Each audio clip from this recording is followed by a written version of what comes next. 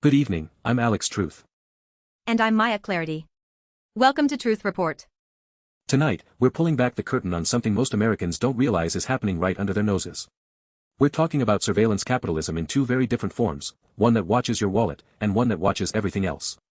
We've got stories about regulators who claim to serve the public but serve corporate interests instead, and about corporations creating artificial scarcity to manipulate consumer behavior.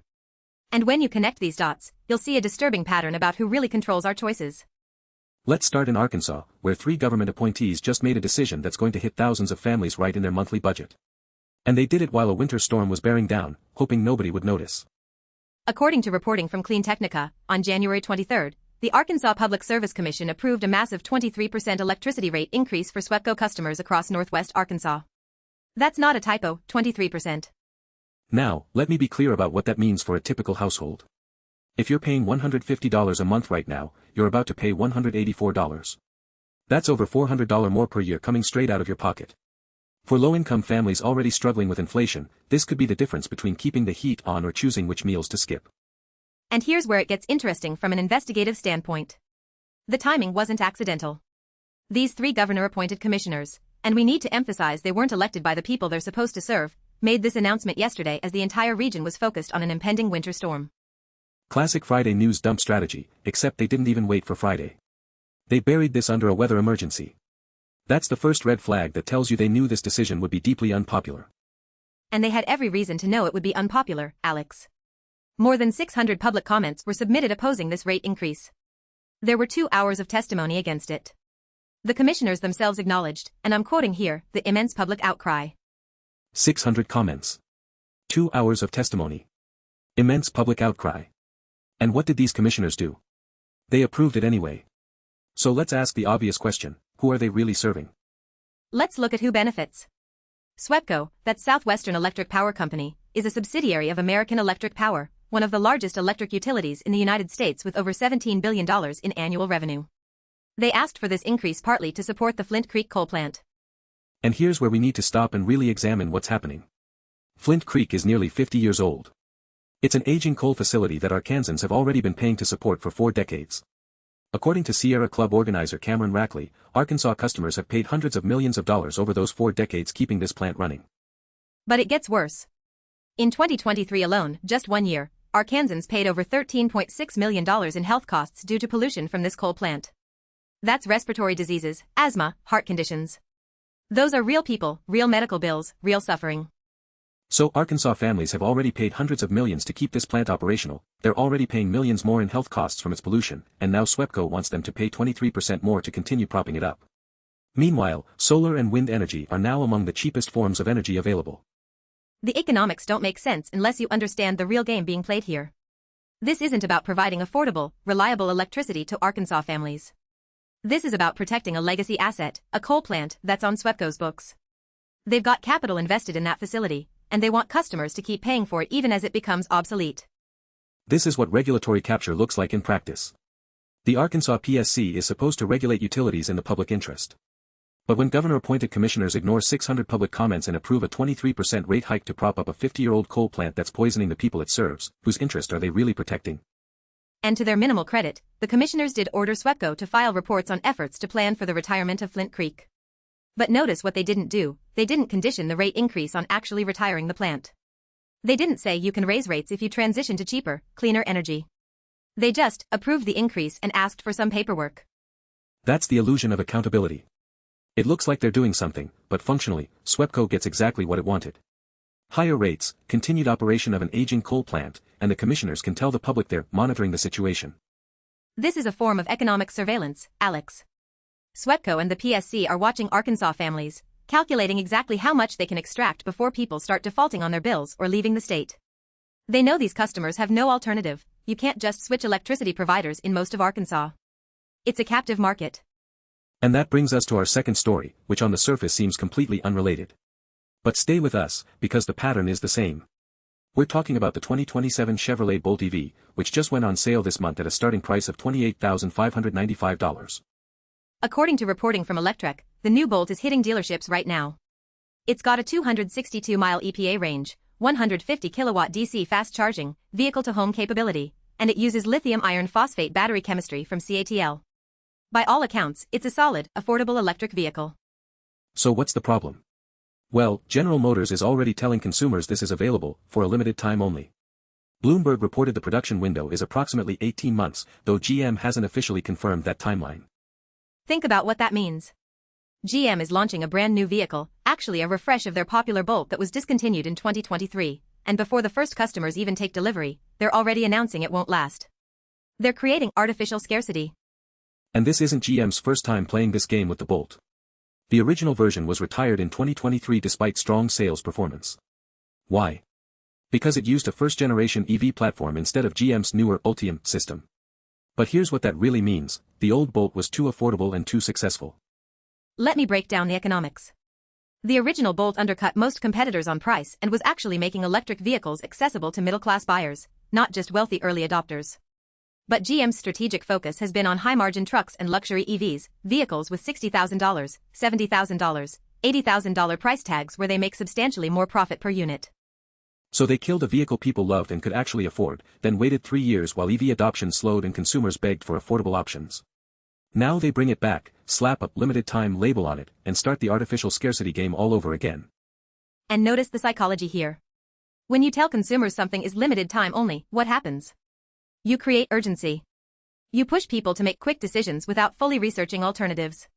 You generate FOMO, fear of missing out. It's a classic manipulation tactic. But there's a deeper issue. GM says an affordable EV will eventually replace the Bolt, but they're deliberately vague about details and timeline. Meanwhile, they're producing this refresh for maybe 18 months, which means by late 2027, Americans might once again have almost no options for affordable electric vehicles from domestic manufacturers. And that's not an accident. The automotive industry has spent over a century perfecting planned obsolescence and artificial scarcity. They know exactly how many vehicles to produce to maximize profit while maintaining the illusion of scarcity. They know how to kill products that are too affordable. This is market surveillance. GM is watching consumer behavior, watching what price points generate the most profit, watching how much people are willing to pay before they give up on EVs entirely. And they're using that data not to serve customers, but to extract maximum revenue. Consider the bigger picture here. The Biden administration, and now we're in the transition period, invested billions in EV infrastructure and incentives trying to accelerate the transition away from fossil fuels. But if manufacturers won't actually produce affordable EVs at scale, all that infrastructure is worthless for average Americans. It becomes infrastructure that serves wealthy buyers who can afford $70,000 electric pickup trucks, while working families are stuck with aging gas vehicles they can't afford to replace. That's not an energy transition, that's entrenching economic inequality under the guise of environmental progress. And here's where these stories connect, Alex. In Arkansas, you've got a utility company using regulatory capture to force customers to pay more for outdated fossil fuel infrastructure. With GM, you've got an automaker using artificial scarcity to prevent affordable access to the alternative. Both create a trap. Arkansas families are paying more for dirty energy from a 50-year-old coal plant, and they can't afford to switch to electric vehicles that would reduce their exposure to volatile gas prices. They're economically surveilled and controlled from both ends. This is the real surveillance state nobody talks about. Yes, tech companies track your data and governments monitor communications. But the deepest form of surveillance is economic. It's corporations and captured regulators watching your financial capacity and extracting everything they can while giving you no meaningful alternatives. SWEPCO knows Arkansas families have to pay their electric bills. There's no opting out of electricity. So they can push through a 23% increase because where are you going to go? What are you going to do? And the PSC, which is supposed to prevent exactly this kind of exploitation, rubber stamps it. GM knows American consumers want affordable EVs. They read the market research. They see the demand.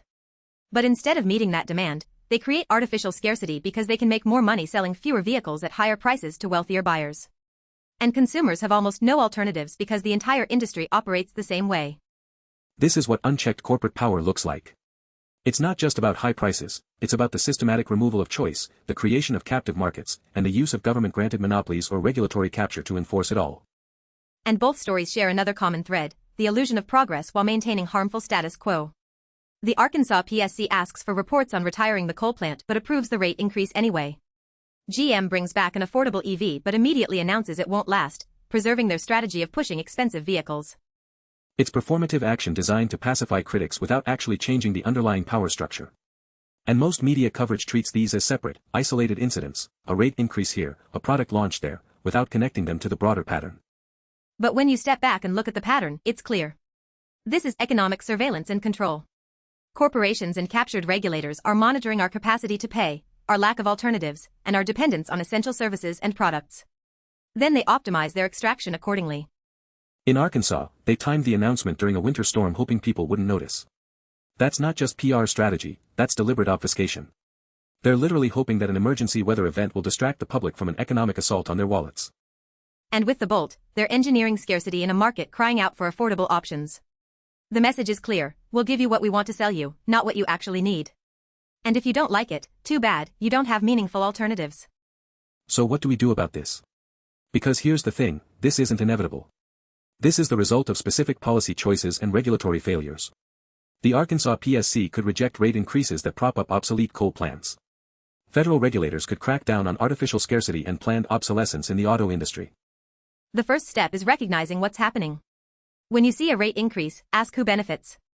When you see limited time only, ask why scarcity is being manufactured. When regulators claim to serve the public interest, ask whose money funded their appointment or campaign. The second step is organizing.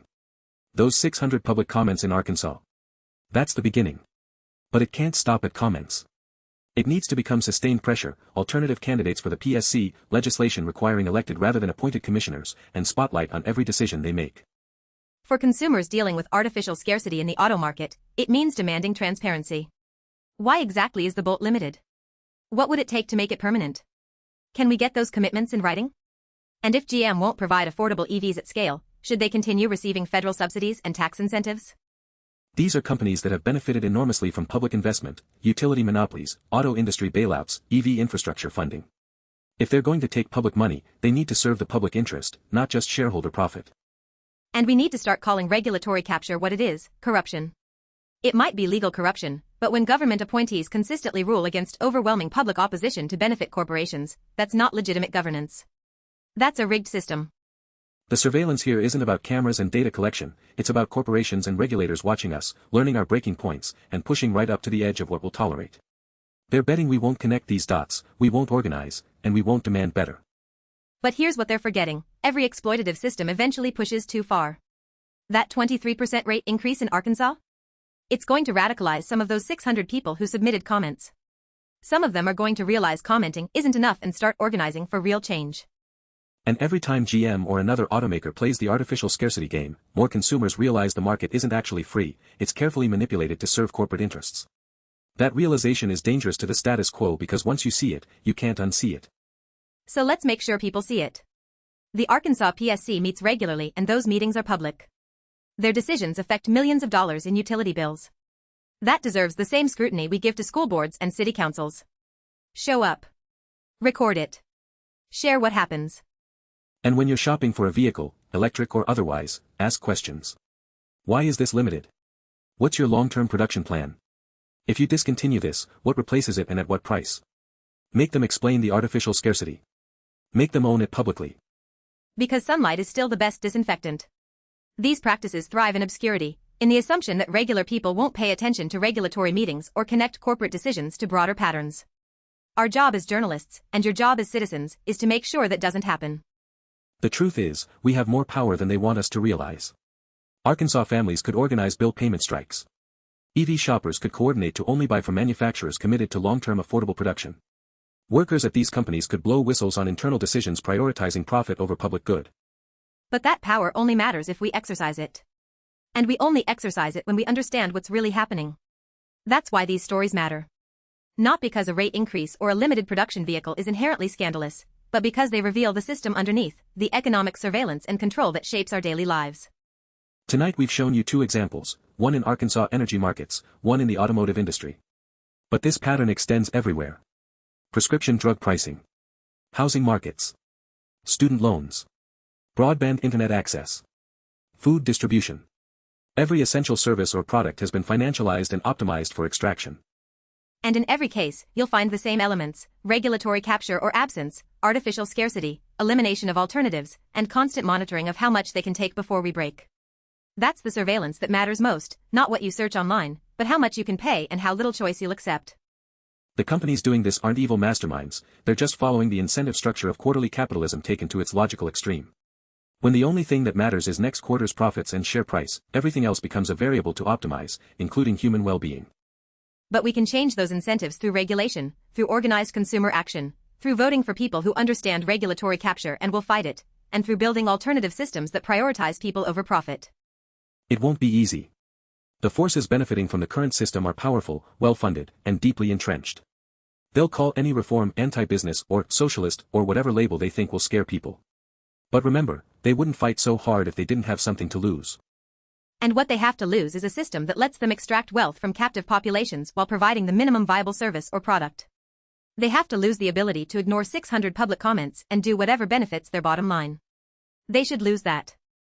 So here's our challenge to you: pick one instance of this kind of exploitation in your community. Just one.